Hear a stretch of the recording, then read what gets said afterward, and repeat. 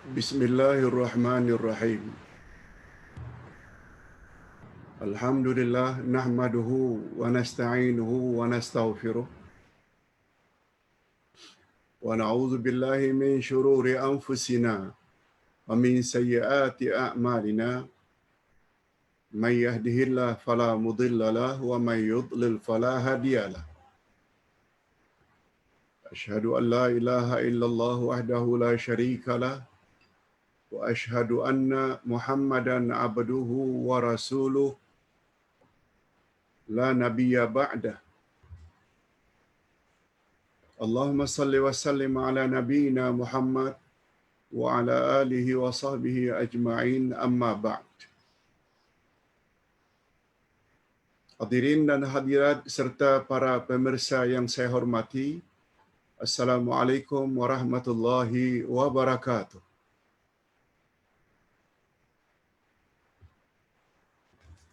Alhamdulillah, kita bersyukur kehadirat Allah Azza wa Jalla. Berkat taufiknya kita dapat meneruskan lagi majlis ilmu kita dengan Al-Asma'ul Husna yang menurut urutan buku yang Ustaz tulis ini, urutan yang ke-7, 8 dan 9, iaitu nama Allah Al-Malik, Al-Malik dan Al-Malik, yang maknanya yang maha berkuasa. Makna asalnya yang maha memiliki. Karena dia yang memiliki, lalu dialah yang paling berkuasa.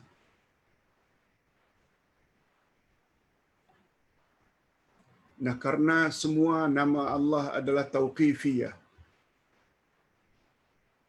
Tauqifiyah maknanya terhenti. Sebagaimana yang Allah Subhanahu wa taala namakan dirinya sendiri. Kita tidak boleh robah.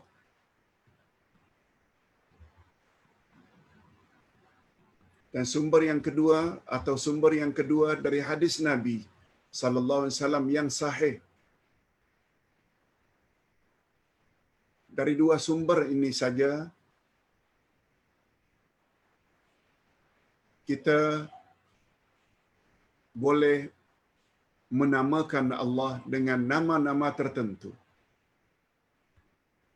Termasuklah nama Allah Al-Malik, Al-Malik dan Al-Malik. Ketiga-tiganya memiliki makna yang hampir sama. Kita lihat dalilnya dulu. Ada tak ketiga-tiga nama ini disebut oleh Allah di dalam Al-Quran? Pertama sekali, nama ini terdapat di dalam surah Taha atau surah yang ke-20 ayat 114. Allah berfirman, A'udzu billahi minasyaitonir rajim. Fata'ala Allahul Malikul Haqq. Maka maha tinggi Allah, Raja yang sebenar-benarnya. Jadi Al-Malik di sini diartikan dengan raja.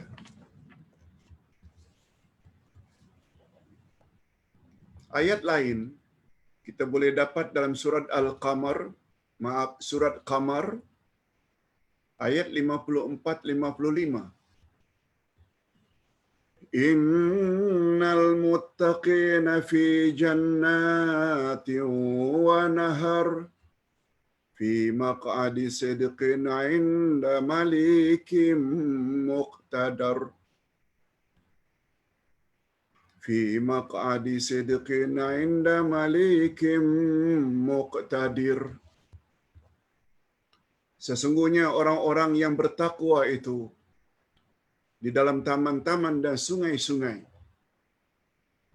di tempat yang disenangi di sisi Tuhan yang berkuasa. Allahumma ja'alna minhum. Mudah-mudahan kita termasuk ke dalam golongan ini. Dan ayat yang cakap yang cukup popular yang setiap hari kita baca dalam surat Al-Fatihah. Malik Yaumiddin, yang menguasai hari pembalasan. Surat Al-Fatihah ayat 4. Kita baca juga satu dari hadis Nabi sallallahu alaihi wasallam, hadis sahih riwayat Imam Muslim. Apa kata Nabi tentang nama Allah ini? Inna akhna asmi indallahi rajulun tusamma Malikul Amlak la malika illallah azza wa jalla. Coba perhatikan maknanya. Sesungguhnya nama yang paling buruk di sisi Allah ialah seseorang yang dinamakan Malikul Amlak. Malikul Amlak, yaitu penguasa yang mempunyai segala kekuasaan. Jangan anak cucu diberi nama dengan nama ini. Kalau Abdul Malik tak mengapa. Tapi kalau anak diberi nama Malikul Amlak, maknanya penguasa yang mempunyai segala kekuasaan. Tidak ada malik, tidak ada penguasa kecuali hanya Allah yang maha mulia lagi maha agung.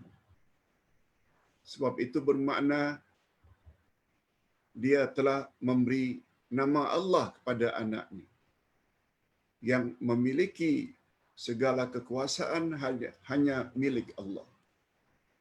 Ini belum lagi kita lihat dalam ayat lain. Tu'til mulka man tasha. Engkau memberi kekuasaan kepada siapa yang engkau kehendaki. Wa tu'izzu man tasha. Engkau muliakan siapa yang engkau kehendaki. Wa tudhillu man tasha. Dan engkau rendahkan siapa yang engkau kehendaki. Jadi masalah kekuasaan, jadi penguasa di atas muka bumi ini impossible akan berkuasa tanpa izin Allah. Oleh sebab itu apabila seseorang telah diangkat sebagai penguasa, pemimpin oleh rakyat, syukurilah Allah Azza wa Jalla. Sebab yang memberi itu sebenarnya bukan rakyat, Allah. Begitu juga apabila seseorang bertanding, ternyata tidak terpilih. Atau seseorang yang telah berkuasa, lalu Allah tarik balik kekuasaan itu. Semua itu adalah kerjanya Allah Azza wa Jalla. Itu yang dimaksudkan dengan ayat tadi. Engkau berikan kekuasaan kepada siapa yang kehendaki, yang engkau kehendaki. Engkau muliakan siapa orang yang engkau kehendaki. Engkau turunkan dan hinakan siapa yang engkau kehendaki. Baik. Berikut ini kita akan bahas pula perkara yang sangat penting, yaitu makna dari nama-nama tersebut. Ustaz ingin ingatkan balik kepada semua,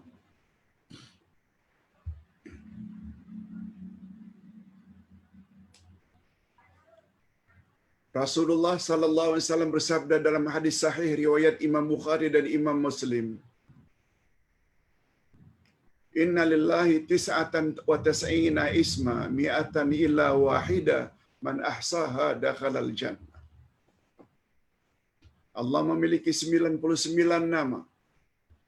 100 kurang 1. Siapa yang memelihara nama-nama tersebut, dia layak masuk syurga. Makna siapa memelihara nama-nama 99 itu maknanya ada 3. kuasai, miliki nama-nama Allah dalam jumlah 99, jangan kurang, itu syarat. Yang kedua, makna memelihara, fahami makna satu demi satu dari nama-nama tersebut, sebab nama-nama tersebut mengandung sifat. Antara satu dengan yang lain maknanya berbeza. Al-Hayyu maha hidup, As-Sami maha mendengar, Al-Basir maha melihat. Dan yang ketiga, berdoa kepada Allah dengan menggunakan nama-nama itu. Kita telah ulang berkali-kali makna memelihara Al-Asma'ul Husna dengan makna yang tiga ini. Jadi kalau nama Allah tadi, Al-Malik, Al-Malik, Al-Malik, dalil-dalilnya kita dah tahu, sehingga kita tak ragu lagi. Dalam Quran ada, dalam hadis Nabi pun ada, sehingga kita tak perlu ragu. Baru-baru ini Ustaz ditanya oleh seseorang, ya Ustaz, imam di kampung saya selalu menyebut nama Allah, Ya Hannan, Ya Mannan.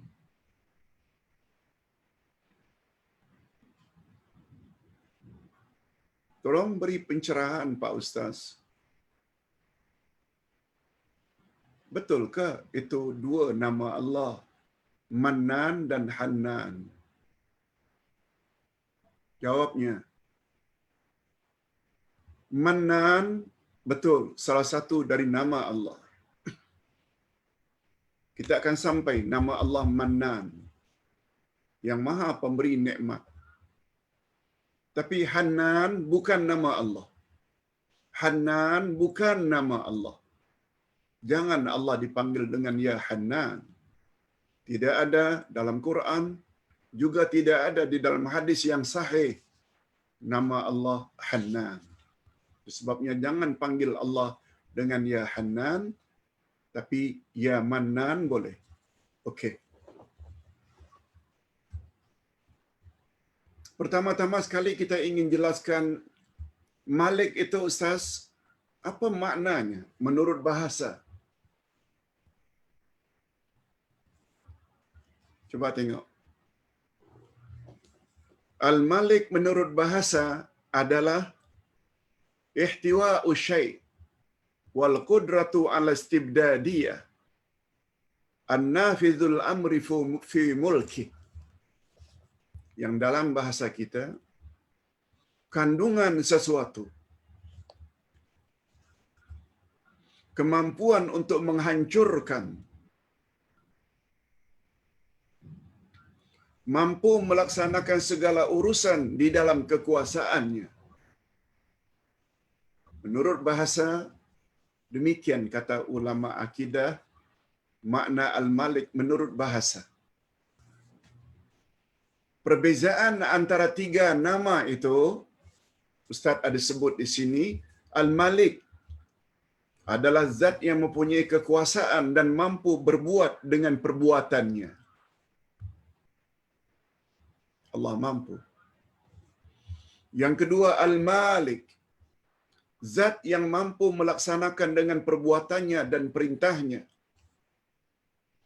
Dia mampu memberi arahan. Dia mampu berbuat apa saja yang dia kehendaki. Al-Malik, ini pula bentuk yang menyatakan bersangatan, yaitu sirah mubalaghah. Zat yang maha menguasai, lagi maha agung kekuasaannya. Ia adalah suatu nama yang menunjukkan ketinggian yang mutlak di dalam kekuasaannya dan di dalam pemilikannya. Dialah zat yang sangat tinggi dan ketinggiannya bersifat abadi. Beza dengan manusia. Kalaupun sekarang menjadi penguasa, ada masanya dia akan turun,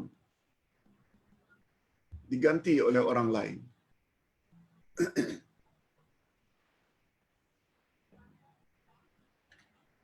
Tapi Allah tidak. Kalau dia itu berkuasa, kalau dia itu tinggi, ketinggiannya, kekuasaannya bersifat abadi selama-lamanya. Azali. Abadi, azali. Dari awal lagi. Dan kekuasaan dan ketinggiannya tidak akan berakhir. Sebabnya manusia bila berada pada posisi yang tinggi, jangan sombong. Begitu juga andai kata belum lagi terpilih, jangan fras. Sebab Allah berfirman dalam Al-Quran, "Wa tilkal ayyam nudawiluha bainan nas." Demikianlah hari demi hari kami pergilirkan di antara manusia. Demikianlah hari demi hari kami pergilirkan di antara manusia. Itu sebabnya ada bidalan di dalam bahasa Melayu. Hidup ini bagaikan roda, roda yang berputar, taya yang berputar. Kalau putaran ini dia sedang berada di atas, jangan sombong sangat, sebab sebentar lagi akan ke bawah. Bagi yang sedang berada di bawah, jangan fras, jangan putus asa, sebab nanti ada kemungkinan dia akan berada di atas. Itu yang dimaksudkan dengan ayat Al-Quran. Demikianlah hari-hari kami pergilirkan di antara manusia. Siapa yang mempergilirkan itu? Allah.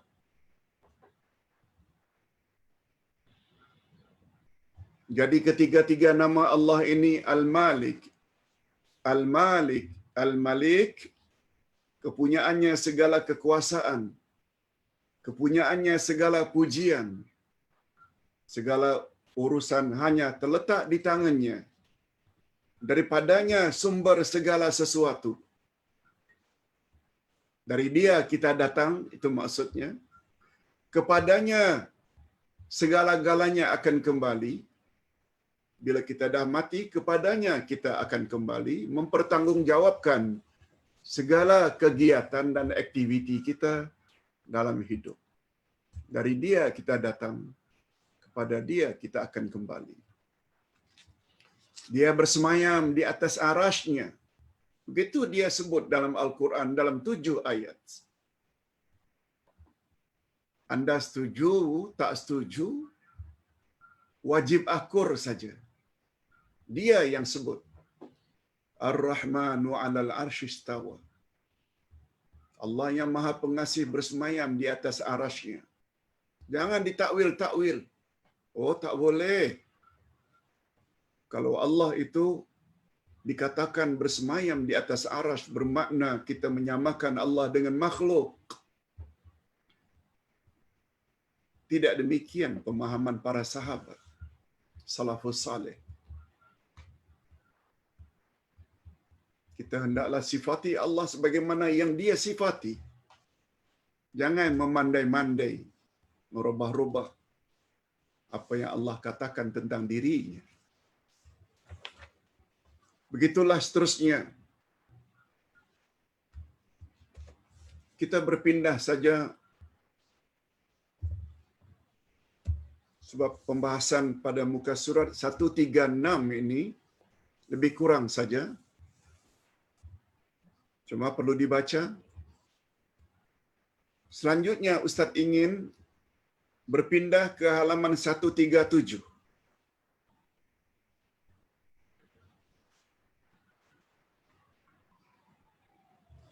Selain nama Allah Al-Malik, mengandungi makna sebagaimana tersebut di atas, dia maha tinggi, tidak ada yang boleh mengatasi ketinggiannya. Dia maha berkuasa, tidak ada yang mampu mengatasi kekuasaannya. Segala-gala adalah miliknya. Kita datang daripadanya dan kita akan kembali kepadanya.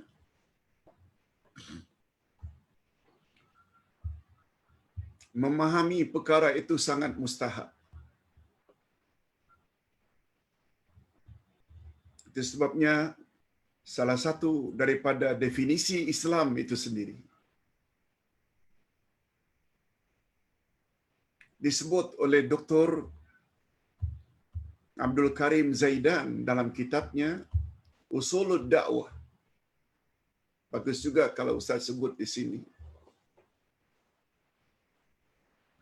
Salah satu definisi atau ta'rif agama Islam itu sendiri, kata beliau,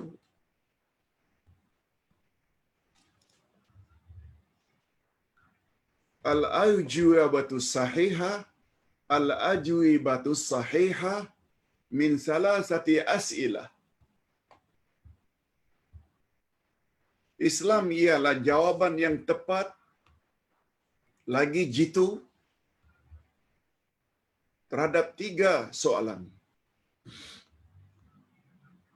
Memahami ini sangat mustahab. Silakan Pak Ustaz, teruskan. Apa itu Islam? Di antara definisi Islam, ta'rif Islam, maksud Islam, Anda mampu menjawab dengan jawaban yang tepat terhadap 3 soalan. Min aina ji'ta? Dari mana awak datang? Walimadza ji'ta? Untuk apa awak datang ke bumi ini? Atau dengan bahasa mudah, untuk apa awak dicipta oleh Allah? Dari mana awak datang? Maknanya siapa pencipta awak? Walimadza ji'ta? Untuk apa awak dicipta oleh Allah sehingga datang ke muka bumi ini? Dah 2. Dan yang ketiga, wa ila ainal masir? Dan ke mana awak akan pergi setelah awak mati? Awak nak pergi ke mana setelah awak mati?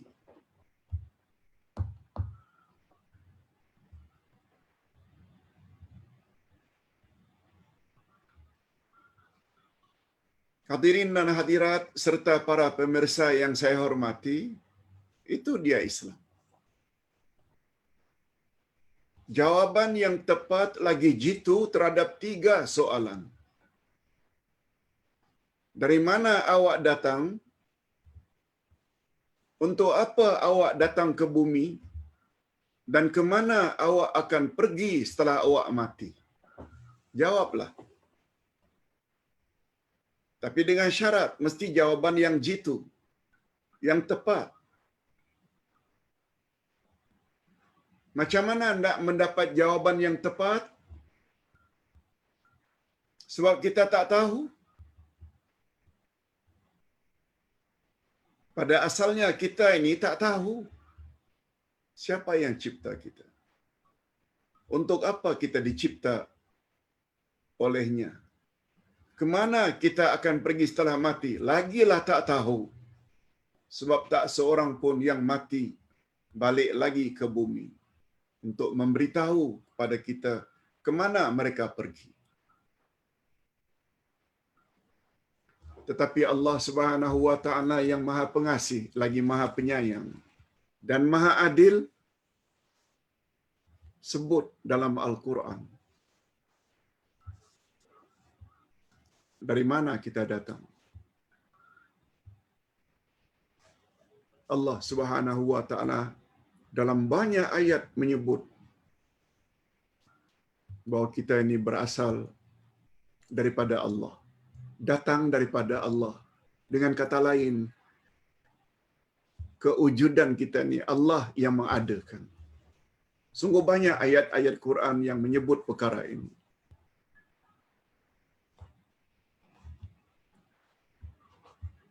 Qul a'udzu birabbin nas. Katakanlah, aku berlindung kepada Tuhan yang mencipta manusia. Allah yang mencipta kita. Kalau ingin dalil lebih panjang, lihat ayat 5 surat Al-Hajj. Sekalian manusia, jika kamu ragu-ragu lagi akan adanya hari berbangkit, ketahuilah olehmu bahawa manusia pertama aku jadikan daripada tanah, yakni Adam. Kemudian salah silah keturunanmu, hei manusia, aku jadikan dari sperma, nutfah, mani, kemudian berubah menjadi segumpal darah, kemudian berubah lagi menjadi seketul daging. Kami letakkan janin itu di dalam rahim ibumu, summa nukhrijukum tifla, kemudian kami keluarkan kamu dalam bentuk bayi, baby. Itu dia jawaban yang tepat.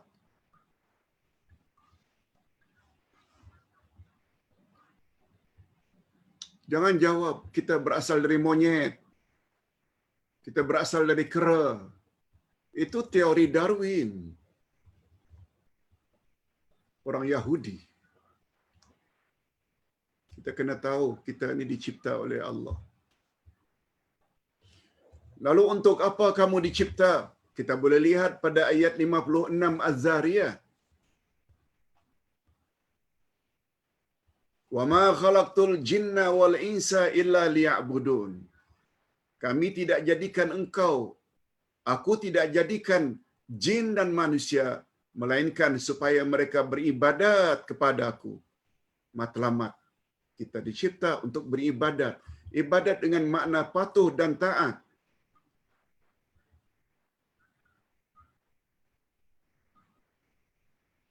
Itu sebabnya sangat tidak wajar kalau ada yang sampai bertanya, dia yang cipta kita lalu dia masukkan kita ke dalam neraka. Apa yang dia dapat dengan memasukkan kita ke neraka? Oh, ini pertanyaan yang sangat tidak wajar.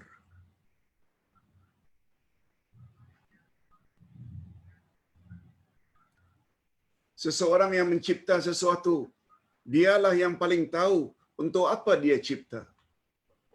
Dia cipta mikrofon, dia cipta handycam, dia cipta, biasanya dia tahu untuk apa dia cipta sesuatu.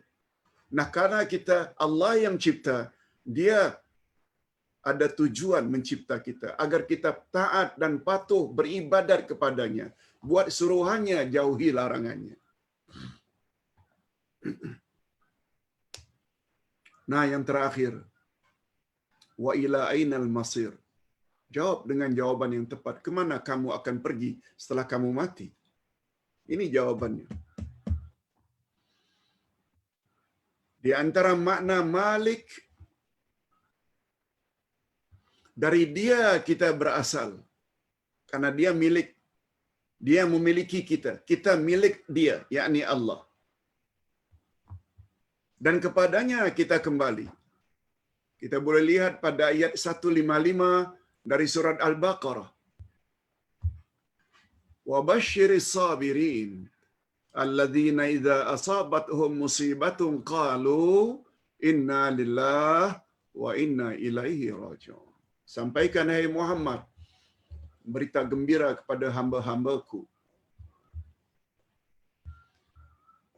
yaitu orang yang apabila ditimpa satu musibah, lalu dia sebut, inna lillahi wa inna ilaihi raji'un. Kita semua milik Allah, inna lillahi, kita semua milik Allah, dan kepada dia kita semua akan balik. Yes. Itu baru namanya jawaban yang tepat. Bukan jawaban dari mana awak berasal, dari monyet.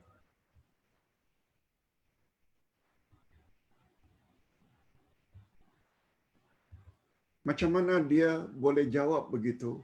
Karena yang dia baca buku-buku pandangan-pandangan orang kafir. Dia tidak baca Al-Quran. Kalau baca pun tak faham. Padahal dari mana kita berasal, untuk apa kita dicipta, ke mana kita akan pergi, semuanya tertera dalam Al-Quran. Itu sebabnya Ustaz tak bosan-bosan menyebut kewajiban kita terhadap Quran ada 5. Beriman pada Quran, baca dengan tajwid yang betul. Yang ketiga, fahami Al-Quran, tafsirannya, tadabbur, lalu amalkan atau yakini dengan seyakin-yakinnya tanpa ragu, dan sampaikan pada orang lain semampu yang kita boleh. Itu kewajiban kita terhadap Al-Quran. Bagus juga pada awal-awal Ramadan ini Ustaz sebut perkara ini supaya kita faham dari mana kita berasal. Kalau kita dah tahu bahawa kita berasal dari air mani yang lemah, kita tahu bahawa kita ini sangat lemah, sangat kerdil, kita tak akan jadi sombong. Itu sebabnya kata Nabi pada suatu hari,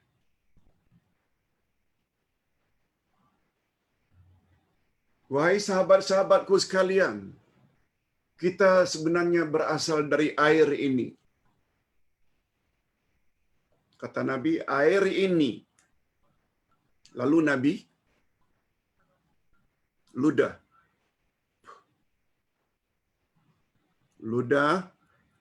di tangan kirinya. Lalu Nabi kata, wahai para sahabat sekalian, kita semua berasal daripada air ini. Nabi tanya ke depan dan ke belakang. Maknanya, kita semua berasal daripada air mani. Air mani kan mirip-mirip dengan ludah. Lalu tidak sombong. Mentang-mentang kaya. Lalu tidak sombong. Mentang-mentang jadi pembesar. Ini asalnya.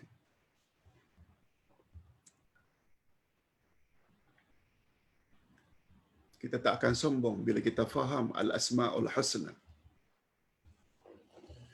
Hadirin dan hadirat rahimakumullah. Selain daripada makna al-Malik sebagaimana tersebut, ini perkara yang paling mustahab.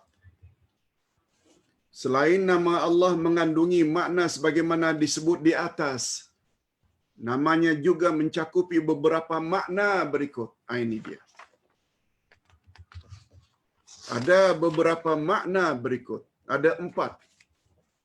Tapi pembahasannya panjang. Yang pertama sekali, dialah yang memiliki semua hukum secara umum. Inil hukmu lillah. Tidak ada yang memiliki hukum kecuali milik Allah. Tidak ada.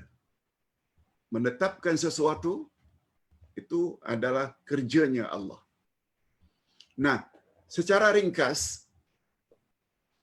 hukum-hukum yang dimiliki oleh Allah ada 3. Al-ahkamul qadariyah, hukum takdir, dia telah menetapkan. Yang Abdullah Yasin ini punya hidung seperti ini, pesek. Yang kulitnya hitam.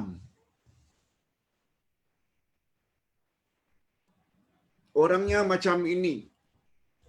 Sejak azali, Allah dah takdirkan bentuknya macam ini. Ya macam ini. Terima saja.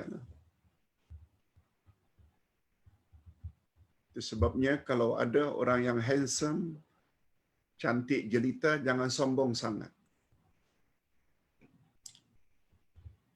Demikian sebaliknya, andai kata orang yang tidak cantik, malah cacat, sumbing, kudung, dan jangan kecewa. Itu Allah yang telah tetapkan. Mesti ada hikmah di balik itu. Tidak mustahil yang kudung sumbing itu yang layak masuk syurga.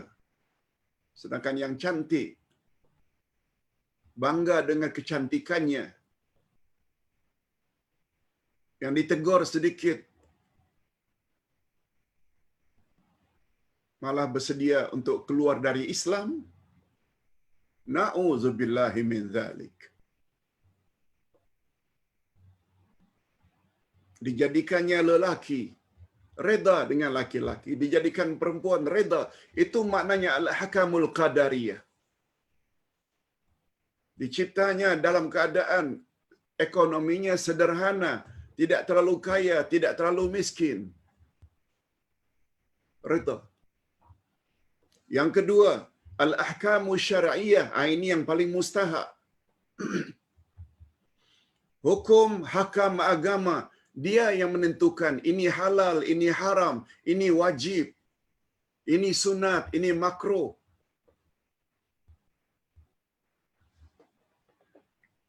Kita miliknya.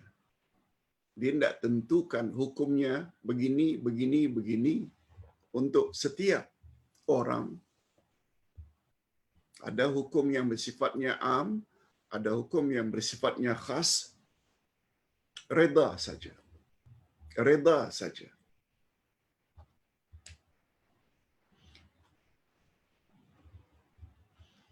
Berapa banyak kita lihat orang yang tidak punya kedua-dua kakinya. Ada pula orang yang tidak ada kedua-dua tangannya. Tapi dia tetap taat pada Allah. Dia ambil uduk, sapu muka dengan kakinya. Karena tak punya tangan. Tak punya kaki. Macam mana cara dia salat? Orang macam ini ni yang layak masuk syurga. Kan dia tertakluk dengan hukum hakam Allah. Sementara manusia yang handsome, cantik, jelita, berapa banyak yang tidak salat, yang tidak puasa. Mentang-mentang cantik, dedahkan aurat di khalayak ramai, hatta dalam bulan berpuasa. Hatta kalau ada pasar Ramadan, dia berpuasa hanya pakai t-shirt, tak tutup aurat. Na'udzubillah min dzalik. Insan jenis apa ini? Jadi bila kita bercakap tentang nama Allah Al-Malik, Allah yang memiliki hukum takdir, Allah yang memiliki hukum agama, al-ahkamul syar'iyah, dan yang ketiga, al-ahkamul jazaiyah, hukum hakam pembalasan. Allah memberi balasan berdasarkan amal manusia.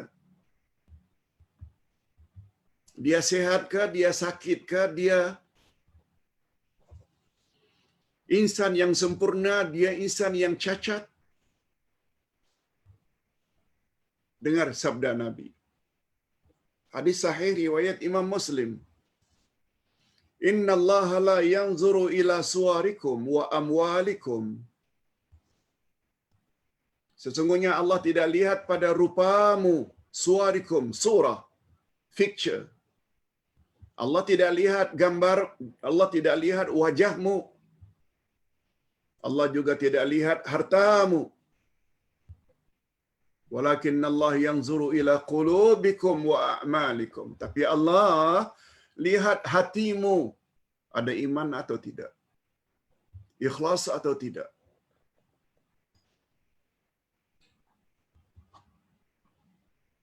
Humble atau bongkak hati. Baik sangka ke buruk sangka. Allah tengok itu. Wa a'malikum, dan amal kamu. Kamu salat tak? Kamu puasa tak? Kamu tutup aurat tak? Kamu berbuat ihsan pada mak bapak tidak? Hadis sahih riwayat Imam Muslim. Apa saja yang dilakukan oleh manusia di atas muka bumi nanti akan dibalas oleh Allah di akhirat nanti. Pemahaman ini sangat mustahak. Allah sebagai Malik yang berkuasa, yang memiliki, dia bukan hanya memiliki al-ahkamul qadariyah, dia yang menetapkan manusia macam mana. Kita juga mesti tertakluk dengan hukum hakam Allah, sebab Allah lah yang memiliki al-ahkamus syar'iyah, hukum syarak, peraturan agama. Dan lebih daripada itu, dia jugalah yang memiliki al-ahkamul jazaiyah. Dia yang akan membalas manusia di akhirat nanti. Tempat di sana dua saja, syurga dan neraka. Ingin ke syurga, buatlah amal-amal yang boleh membawa ke syurga. Ingin booking neraka, janganlah buat suruhan Allah. Langgar sajalah larangan Allah. InsyaAllah nerakalah tempatnya. Itu sebabnya insafilah. Sebelum nyawa dicabut, andai kata dulu pernah terlibat dengan beberapa perkara yang Allah tidak suka, segera tobat. Minta ampun pada Allah. Okey, itu baru satu. Tentang hukum. Hukum pula ada 3. Yang kedua, dialah yang memiliki semua yang wujud. Dan mereka semua adalah hamba-hambanya yang sangat berhajat kepadanya. Kita berhajat kepada Allah. Itu sebabnya kata ulama tafsir, ayat 59 Al-Zariyat, aku tidak jadikan manusia melainkan agar mereka beribadat padaku, bukan maknanya Allah perlu kita. Salah orang yang mengatakan, oh kalau begitu Allah berhajat kepada kita. No. Imam Ibn Katsir kata itu salah.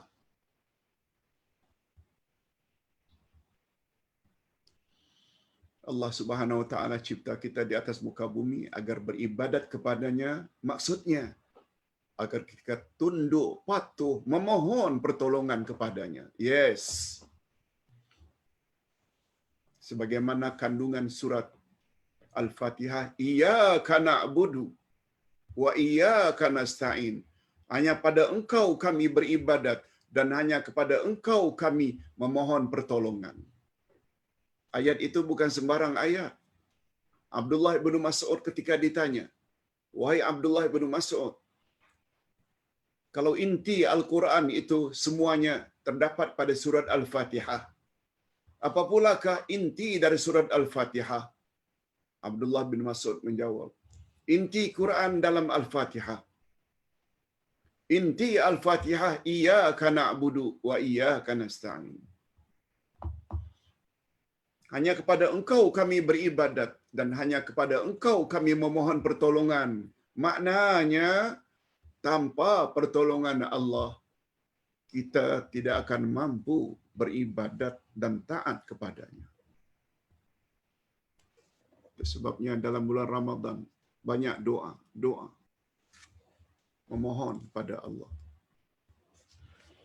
Yang ketiga, dialah yang menurunkan kitab-kitabnya dan mengutus rasul-rasulnya. Kita dah bahas ini pada ayat 38 Al-Baqarah. Qulna bitu minha jami'a. Kami berfirman, turunlah kamu semua dari syurga ini. Maksud semua di sini, Iblis, Adam dan Hawa, karena ketiga-tiganya berdosa. Iblis karena enggan sujud pada Adam dan Hawa karena makan buah larangan. Lalu apa kata Allah? Fa imma ya'tiyannakum minni huda, pasti akan datang kepadamu petunjukku. Lalu apa janji Allah? Faman tabi'a hudaya fala khaufun 'alaihim wala hum yahzanun. Siapa ikut petunjukku itu, mereka tak perlu takut dan tak perlu berasa sedih hati. Sepakat ulama tafsir Ahlus Sunnah wal Jamaah mengartikan petunjuk yang Allah turunkan itu. Pertama, Rasul diangkat oleh Allah generasi demi generasi untuk membimbing umat manusia. Makna hidayah yang kedua, kitab demi kitab diturunkan dari langit. Bagi umat Yahudi zaman itu, petunjuk itu maksudnya ialah Musa dan Taurat. Untuk era Nasrani pula ikut Isa dan Injil. Dan untuk era kita pula, umat akhir zaman, ikut Quran dan ikut sunnah Nabi. Bila itu kita ikut, tak payah takut, tak payah sedih. Ini yang kita belajar. Ini yang kita belajar. Supaya kita boleh sama-sama masuk syurga nanti. Allah suka kita belajar apalagi tentang namanya. Bila kita betul-betul mengetahui nama Allah satu demi satu, kita akan terasa betapa kerdilnya kita, kecilnya kita dalam pandangan Allah Azza wa Jalla. Yang keempat, dia pada setiap hari dalam urusannya. Dia, yakni Allah, setiap hari dalam urusannya. Dialah yang mengampuni dosa, dialah yang memberi rezeki, dialah yang menghidupkan, dialah yang mematikan, dialah yang menurunkan penyakit, dialah yang menyembuhkan penyakit. Itu maksudnya. Dia, yakni Allah, senantiasa dalam urusannya. Tak henti-henti. Sebab dia yang menentukan. Okey, setelah kita faham itu maksud Al-Malik, Al-Malik, Al-Malik. Nah, sekarang apabila nama Allah itu disebut secara bergandengan, antara lain Al-Malik dengan Ar-Rahim. Al-Malik maknanya yang memiliki, Rahim maknanya yang Maha Pengasih. Allah Subhanahu wa taala antara lain berfirman, Ar-Rahmanir Rahim, Malik Yaumiddin. Allah itu Maha Pengasih lagi Maha Penyayang.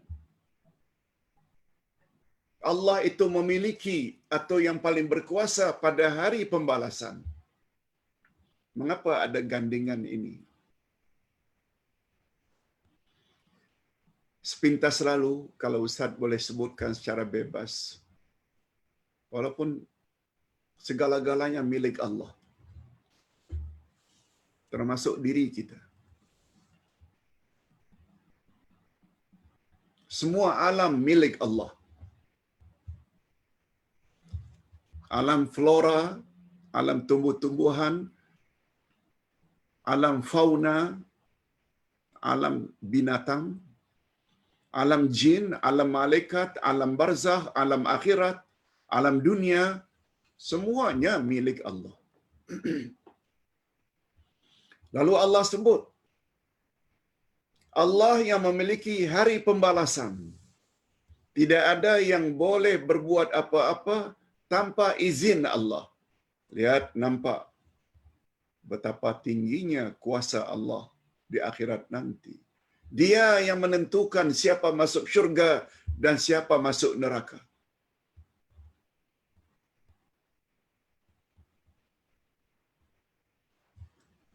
Walaupun begitu hebat kuasa Allah, pemilikan Allah, namun dia Maha Pengasih lagi Maha Penyayang. Itu sebabnya di sini digandingkan. Barangkali kita masih ingat lagi ketika membahas nama Allah sebelum ini, Ar-Rahman dan Ar-Rahim. Masih ingat? Kalau tidak ingat, nanti kena ulang kaji, baca. Habis tarawih nanti, tolong baca. Di antara hadis Nabi ada menyebut, Allah memiliki 100 rahmat. 100 rahmat.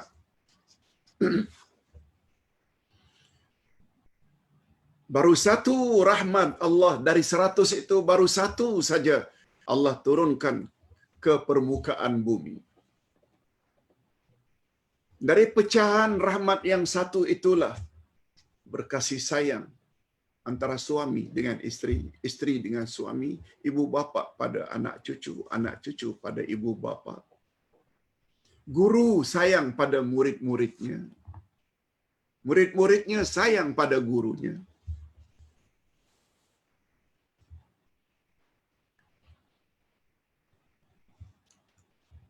Malah bukan manusia saja yang punya rasa kasih sayang.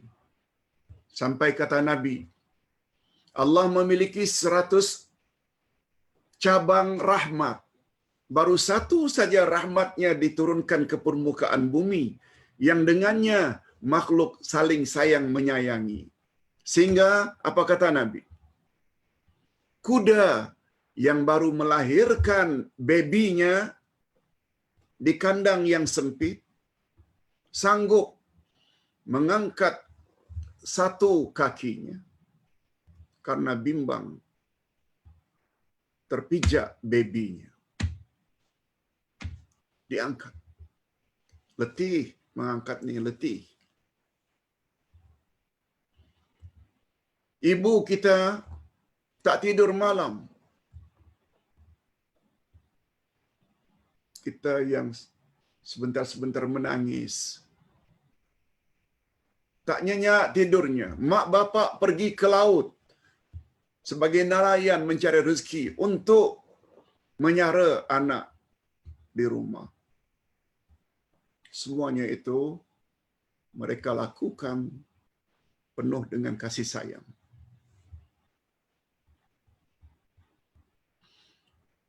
Padahal itu hadirin dan hadirat, mak bapak yang memiliki kita bukan pemilik yang asli. Bukan pemilik hakiki. Mak bapak beri kita makan dan minum, pakaian, pendidikan. Sebenarnya bukan pemberi rezeki yang hakiki. Ustaz pernah sebut sebelum ini, Allah Subhanahu wa taala memberi kita nikmat bukan setakat nikmatul ijad. Nikmat mengadakan kita dari tiada menjadi ada. Itu namanya nikmatul ijad. Tapi Allah juga yang telah supply kita segala keperluan kita, makan, minum, pakaian, tempat, yang dipanggil dengan nikmatul imdad.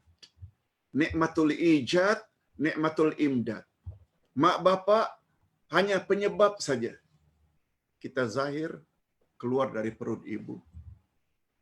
Kita makan, minum, mak bapak penyalur saja, bukan pemberi nikmat yang hakiki. Kalaulah gambaran macam itu sayangnya mak bapak pada kita, lalu kita tidak berterima kasih setelah dewasa, anak apa namanya? Mohon maaf, kita selalu sebut anak kurang adab. Atau lebih kasar lagi, anak kurang ajar. Macam mana kita tidak sebut terhadap sikap manusia terhadap pencipta hakiki, pemilik hakiki, pemberi nikmat yang hakiki, Allah? Tak tahu nak sebut macam mana. Sebabnya kata Nabi, al-jafa kullal jafa. Kurang ajar, sangat-sangat kurang ajar. Allah panggil, dia buat de aja. Panggilan Allah maksudnya azan. Coba mak bapak panggil, kita tak datang, kita digelar anak apa? Itu hanya mak bapak penyebab saja kita ini wujud, bukan penyebab hakiki. Sekarang penyebab hakiki yang panggil kita. Lalu kita sedikit pun tidak tersentuh untuk memenuhi panggilannya. Ustaz teruskan sedikit tentang Allah memiliki 100 cabang rahmat. Hanya satu saja cabang rahmat yang Allah turunkan ke permukaan bumi. Yang dengan serpihan yang satu itu berkasih sayanglah makhluk dengan sesama makhluk. Sehingga kata Nabi, kuda yang melahirkan anaknya di suatu kandang yang sempit barangkali, sanggup mengangkat satu kakinya karena bimbang terpijak anaknya. Ada tak rasa sayangnya induk atau ibu kuda terhadap babynya? Nah, timbul pertanyaan. Di mana 99 cabang rahmat lagi, Ustaz? Kata Nabi, 99 cabang rahmat Allah simpan di akhirat untuk Allah agih-agihkan kepada orang-orang yang beriman sahaja. Oh, di sana sini salatnya, puasanya kurang sempurna, Allah cover.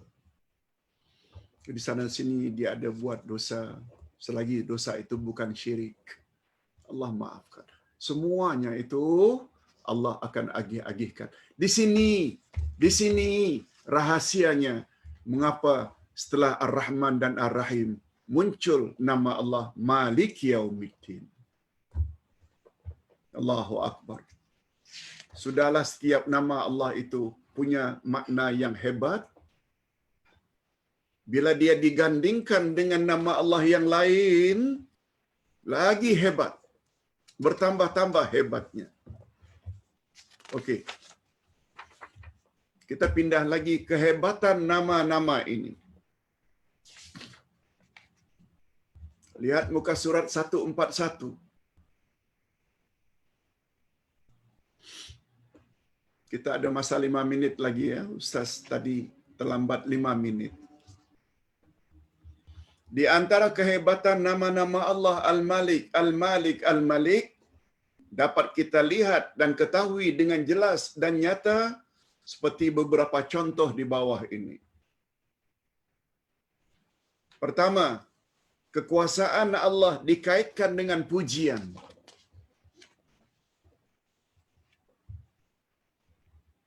Kekuasaan Allah dikaitkan dengan pujian. Sudahlah dia berkuasa, dia terpuji pula. Dia berkuasa tanpa kita minta, dibaginya nikmat. Bukankah itu sangat terpuji?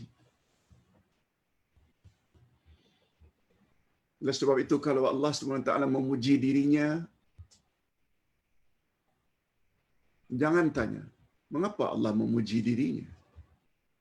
Kalau dia memuji dirinya yang maha sempurna, bukankah itu wajar-wajar saja? Yang tak boleh itu kita.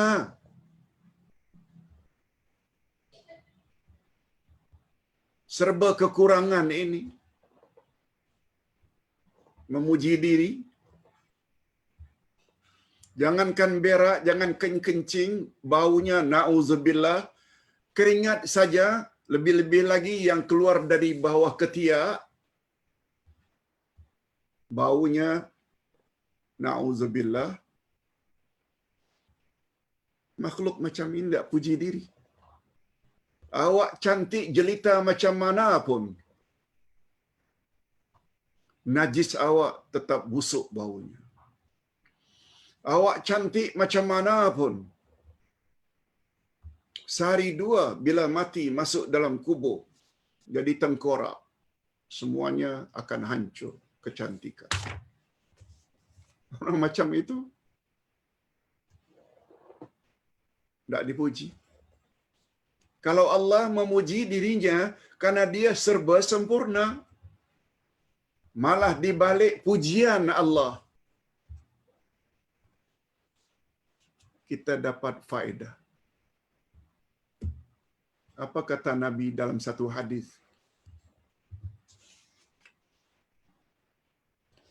Afdalu zikri la ilaha illallah. Zikir yang paling baik la ilaha illallah. Wa afdalu doa alhamdulillah. Sebaik-baik doa adalah alhamdulillah.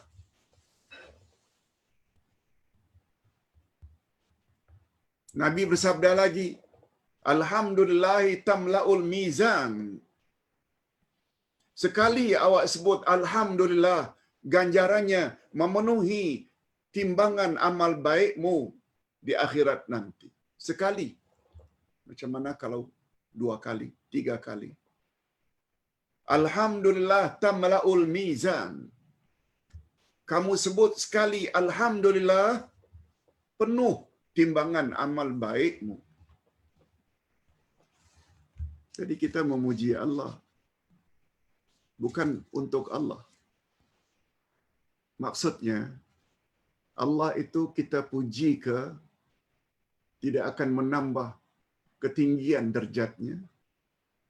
Kita caci ke Allah, sedikit pun cacian kita tidak merendahkan derajatnya yang sedia tinggi.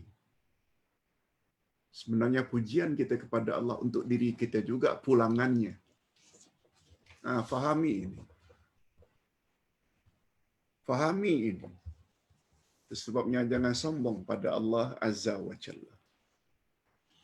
Jadi kekuasaan Allah dikaitkan dengan pujian. Tapi manusia bila berkuasa, betul tak? Penuh dengan celaan. Rasuahlah, kejamlah, zalimlah. Na'udzubillah. Di mana-mana. Bila dah berkuasa, jangankan 20-30 tahun berkuasa, tak boleh sombong. Tahu tak berapa lama Namrud, raja zalim yang berkuasa di zaman Nabi Ibrahim berkuasa? Profesor Wahbah Az-Zuhaili kata, Namrud, raja zalim yang berkuasa di zaman Nabi Ibrahim, memerintah 500 tahun, bukan 5 tahun, 500 tahun. Gara-gara menolak kebenaran yang dibawa oleh Nabi Ibrahim. Allah hendak tunjuk betapa kuasa Allah. Dia akhirnya mati hanya karena nyamuk saja masuk ke lubang hidungnya. Yang dia tidak merasa selesa kecuali dia hantuk dengan 2 tembaga di kepalanya. Bila hantuk, baru nyamuk tersebut diam. Tenang dia. Bergerak lagi. Allah yang suruh bergerak lagi. Antuk lagi. Akhirnya kata ulama tafsir, Namrud yang sombong itu, dia mati, tengkoraknya retak-retak oleh tangannya sendiri. Fahami, hei penguasa. Awak bergelar raja ke, awak bergelar sultan ke, awak bergelar presiden ke, awak bergelar perdana menteri ke, fahami ini. Allah berkuasa, Allah terpuji. Tapi manusia bila berkuasa, Ustaz tidak bermaksud semua manusia macam itu. Tapi banyak. Bila dah berkuasa, dia sombong, takabbur. Na'udzubillah min dzalik. Yang kedua, kekuasaannya dikaitkan dengan kekal abadi. Nah, Allah bila berkuasa, kekuasaannya kekal abadi. Berbeza dengan kekuasaan yang Allah bagi kepada makhluk. Apa makna berkuasa 5 tahun, 10 tahun, 2 penggal, 3 penggal, 4 penggal? Namrud itu kalau dipanggil penggal, betul tak bermakna 500, betul tak maknanya 100 penggal? Kalau setiap penggal itu 5 tahun. Namrud. Karena sombongnya Ibrahim dilempar dalam api. Tapi Allah Maha Kuasa. Ya nar, kuni bardaw wa salaman ala Ibrahim.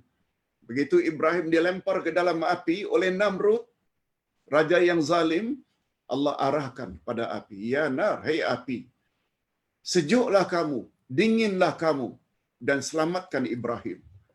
Akhirnya Ibrahim berjalan dalam api. Allahu Akbar. Allahu Akbar.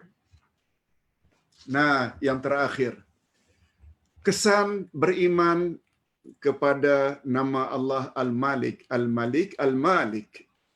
Ini bahagian akhir. Lihat muka surat 143. Jika kita sudah meyakini bahwa Allah itu adalah Tuhan sebagai Raja daripada segala Raja, dan tidak ada satu kuasa pun yang boleh menandingi dan menyengutukan kerajaannya, maka keyakinan ini pasti membawa kesan hanya kepadanya kita akan memohon segala yang boleh mendatangkan kebaikan untuk kita. Minta pada Allah. Khasnya dalam bulan Ramadan. Allah sediakan ganjaran yang luar biasa malam Lailatul Qadar. Baca doa. Allahumma ja'alna min ibadikal muwaffaqina bilailatul qadar. Ya Allah, masukkanlah kami, jadikanlah kami ke dalam golongan hamba-hamba-Mu yang layak mendapat Lailatul Qadar. Amin ya rabbal alamin. Dia yang maha berkuasa. Kita pasti akan sangat berhajat kepadanya dalam semua keadaan dan bergantung sepenuhnya kepadanya. Dan tidak ada satu pun dalam hidup ini kita boleh terlepas daripadanya. Tak ada satu pun yang kita boleh terlepas daripadanya.